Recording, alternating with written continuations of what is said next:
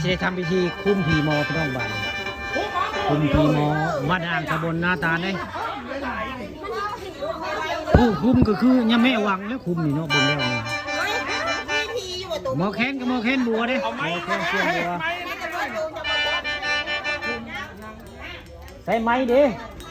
ไม้อยู่ใส่ ต้องใช้เล็กลงก่อนแล้วไปได้ทีแค่นั้นเขาย่องเขาได้เมื่อหันมาอย่างผมได้ใช้แม่หวังนะสิคุมสิคุม น้ำเขาจะบอกผมให้บอกชุบชีชุบมาได้ก่อนแม่หวังเพิ่นสิคุมพญาพูดนะพญาพูดก็ชื่อเพิ่นนั่นแหละพญาพูดยามเขาแม่แสดงได้เรื่องจริงผ่านจอได้คุมพีหมอบ้านอ่างพามซองไปน้อง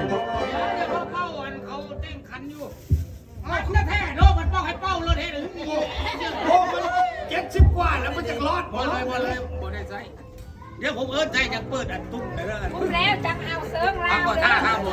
ล้วเราเสริมราวอย่าลืมได้เสริมราวได้นี่แหละพิธีกรรมสิคุมพีหมอสิมาลงนำพี่น้องนี่ยังมีเนาะคันเสื้อลายใช้ตุ้มเช่าอยู่ลงที่นี่เนาะผู้คุมก็คือแม่หวังแม่ครูใหญ่เลยรองจากยายซอน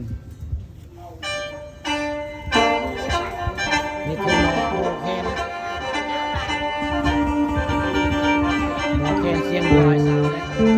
คนบ้านอ่างคำได้เป็นหมอแคนโอ้เสียงแคนทุกคนจะได้เสียงแคนนั่นเปล่าเสียงลายสาวคนนี่หลักพิธีกรรมคุมพีโมพามสองอยู่บ้านอ่างเลยน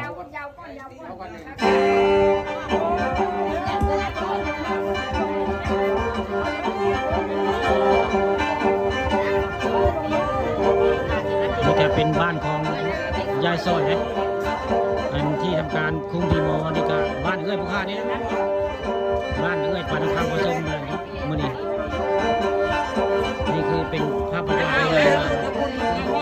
เตรียมพร้อมที่คุ้มพีโมในไม่วางนี่ก็เป็นสิ่งไทยมั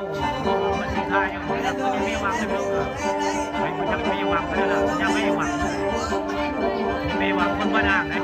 ไม่ต้องเอาเลย